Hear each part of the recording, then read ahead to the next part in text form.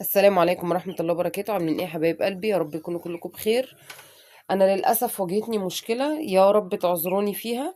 الفون بتاعي كان فيه مشكلة، نزلته لحد بتاع صيانة عشان يظبطها لي. مسح لي الفولدر بتاع الشغل كله. مش قادرة اقول لكم كمية وصفات كنت مصوراها وطبخ كنت عاملاه وكله ومحضرة الفيديوهات عشان انزلها، كله اتمسح. الفولدر بتاع الشغل كله اتمسح. اللهم الاعتراض. طبعا زعلت، بس الحمد لله رب العالمين. النهارده المفروض ان اليوم ال33 عند فراخنا.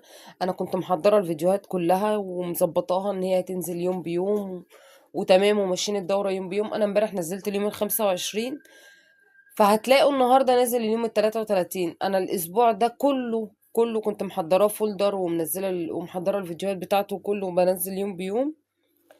الحمد لله رب العالمين. اللهم الاعتراض. ان لله وانا اليه راجعون. الحمد لله. فالنهارده ان شاء الله يوم جديد من عند فراخنا. خلاص انا ببتدي ان انا اوزن واطلع من الدورة. طلعت منها ما شاء الله ما شاء الله 10. اكتر من 10. انا فاضل معايا 7، طلعت منهم 10 تقريبا. وكنت مصوره لكم الفيديو وانا بنضف وعامله لكم الخلطه بتاعه النقع بتاعتها ومحضره كله. الحمد لله رب العالمين. هنذبح تاني مع بعض وهنشوف تاني مع بعض وكله. بس اعذروني في الاسبوع اللي فات ده، هو حصل حاجه كده غصب عني. الحمد لله رب العالمين. بسم الله الرحمن الرحيم. ليه؟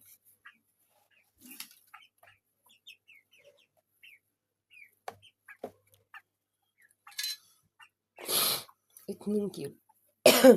دي كده هطلعها النهارده. اللهم صل وسلم وبارك على سيدنا محمد. 2. يا روحي. 2 كيلو. 2 وربع تقريبا. ودي كمان نفس الحكاية تقريبا برضو 2 وربع.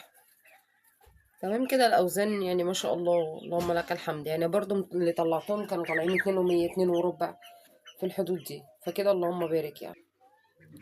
بس دي 2 وتقريبا 52 جرام. تمام. طبعا عايزه فراخك بقى تتقل عن كده، تمام سيبيها. احنا النهارده 33 ممكن تطلعي 35.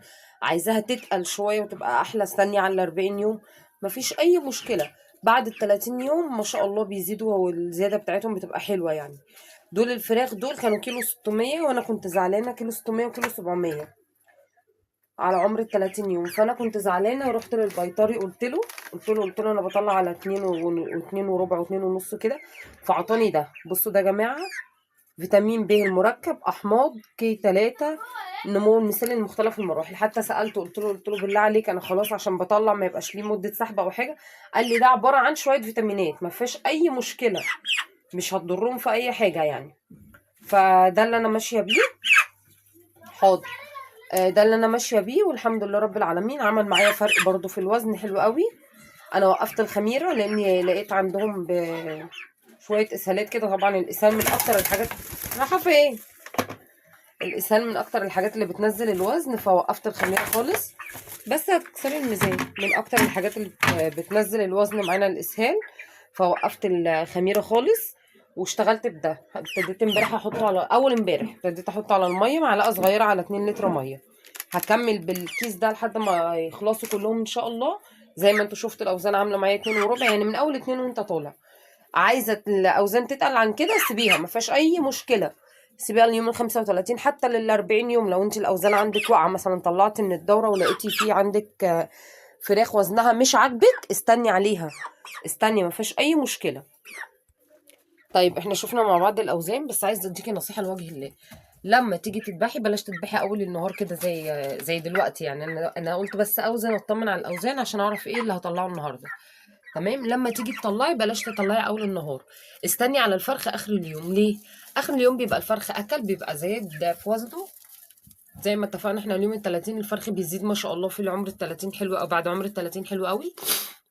فممكن على اخر اليوم الفرخ يزيد معاكي من 200 ل 300 جرام. ده بس بصوا متضايقين عشان ربطت الجناح بتاعهم. انا والله ربطها ربطه خفيفه بس عشان ابقى عارفه انهي اللي هطلعه. ممكن على اخر النهار الفرخ يزيد معاكي من 200 ل 300 جرام، ده بالميت يعني. فاستني مثلا على بعد العصر كده لو انت خلاص نويتي ان انت هتتوكلي على الله في حاجه منهم. بس يا بابا، عايزه اقول لكم والله العظيم في منهم بيفكوا جناحهم. فممكن تستني معاكي على اخر النهار، ما تستعجليش في موضوع الذبح ده. تمام. دي نصيحة لوجه الله. انا كده خلاص عرفت اللي انا هطلعهم النهارده، خلاص العدد قليل خالص معايا الحمد لله رب العالمين، لان انا بقول لكم انا طلعت منهم كتير. بس للاسف والله موضوع التصوير ده يعني الفولدر اللي اتمسح ده الحمد لله قدر الله ما شاء فعل. فما تستعجليش بس، ما تستعجليش. استني على اخر النهار كده ان شاء الله هتلاقي الوزن فرق معاكي. النهارده ده كان يومنا الحمد لله رب العالمين. الدورة بتخلص معانا، انا ابتديت هحجز تاني وهقول لكم برضو السعر قبل ما انزل، وهنعرف الاسعار الجديدة مع بعض. وان شاء الله الايام اللي فاتت دي هنعوضها تاني مع بعض، وهنصور تاني مع بعض ونشوف دورة جديدة مع بعض. اشوفكم في فيديو جديد. استودعكم الله الذي لا تضيع ودائعه.